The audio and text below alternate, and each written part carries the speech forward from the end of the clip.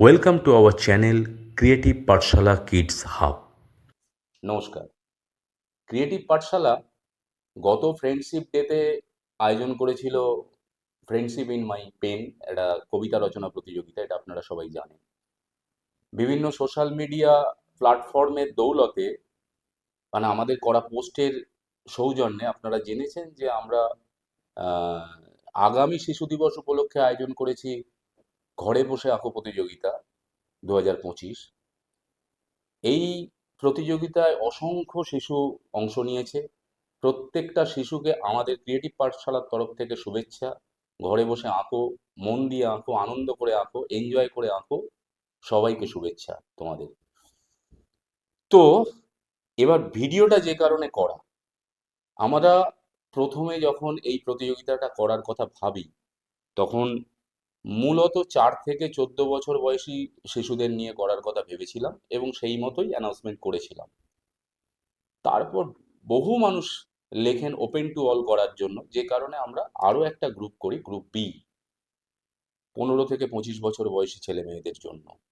কিন্তু অদ্ভুতভাবে যে সমস্ত মানুষরা আবেদন করলেন, রিকোয়েস্ট করলেন যে ওপেন টু অল করার কথা, তারাই আবেদনপত্র পূরণ করেননি।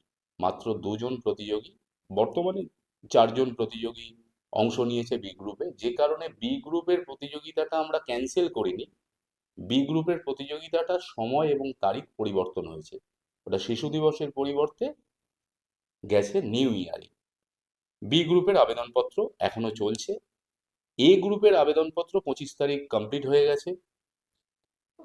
25 তারিখ কমপ্লিট হয়ে যাওয়ার পর গতকাল যারা আবেদনপত্র ফিল আপ করেছিলেন তাদের প্রত্যেককে আমরা জানাই যে কি করতে হবে। অনেকে বুঝতে পেরেছেন, অনেকে বুঝতে পারেননি, অনেকে নানান রকম প্রশ্ন করেছেন। সেই প্রশ্নের উত্তরগুলোই দেওয়ার জন্য এই ভিডিও। তো আজ অর্থাৎ 26শে অক্টোবর 2025 থেকে 5ই নভেম্বর 2025 পর্যন্ত আপনারা আপনাদের আঁকা ছবি আমাদের জমা দেবেন। আমরা মেল আইডি পাঠিয়েছি, ক্রিয়েটিভ পাঠশালার যে মেল আইডি, এই মেল আইডিতেই পাঠাবেন। কোনো ভিডিও, কোনো ছবি হোয়াটসঅ্যাপ করার দরকার নেই, টোটালটাই পাঠাবেন ইমেলে। তো প্রতিযোগিতার নিয়মাবলী ছিল যেগুলো, অনেকেই আবেদনপত্র পূরণ করেছেন কিন্তু নিয়মাবলীগুলো ফলো করেননি।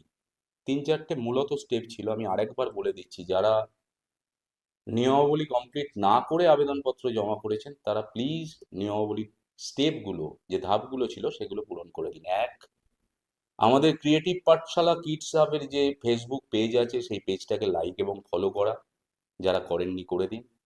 আমাদের যে ইউটিউব চ্যানেল আছে, প্রত্যেককে আমরা লিংক পাঠিয়েছি, সেই চ্যানেলটাকে সাবস্ক্রাইব করা, এটা যারা করেননি তারা করে দিন। এরপর ছবি পাঠানো। ছবি আমরা বলেছি ভার্টিক্যালে ছবি পাঠাতে, ল্যান্ডস্কেপ না। ভার্টিক্যাল হচ্ছে লম্বালম্বি ক্যামেরাটা ধরে যে ভিডিও করা, ওটা ভার্টিক্যাল, ওইটায় পাঠাবেন না। আড়াআড়ি ধরে মোবাইলকে ওই ভিডিওটা করে পাঠাবেন, ওটা ল্যান্ডস্কেপ। পুরো ছবি, যতক্ষণ প্রতিযোগী ছবি আঁকবে ততক্ষণের ভিডিও পাঠানোর দরকার নেই। প্রতিযোগী আঁকতে বসলো, সেই সময়ের আঁকা শুরু করলো একটু, মাঝখানে যখন পেন্সিল থেকে রঙে ট্রান্সফার হচ্ছে, পেন্সিল স্কেচ শেষ করে যখন রং করা শুরু করছে, সেই সময়টুকু একটু, যখন আঁকাটা কমপ্লিট হয়ে গেল, আঁকা কমপ্লিট হয়ে যাওয়ার পরের একটু অংশ, 1 থেকে 1.5 মিনিট অথবা 2 মিনিটের একটা ভিডিও ফুটেজ আমাদের পাঠাবে। আর ছবিটা হাতে নিয়ে একটা স্টিল, সেই স্টিলটা আমাদের পাঠাবেন। তো এই হচ্ছে আপনাদের মূলত প্রশ্নগুলো ছিল। আশা করছি আপনারা কি করতে হবে না হবে বুঝতে পেরেছেন। তো 5 তারিখ পর্যন্ত যে সমস্ত প্রতিযোগীরা অংশ নিয়েছেন তারা 5ই নভেম্বরের মধ্যে ছবিগুলো পাঠাবেন।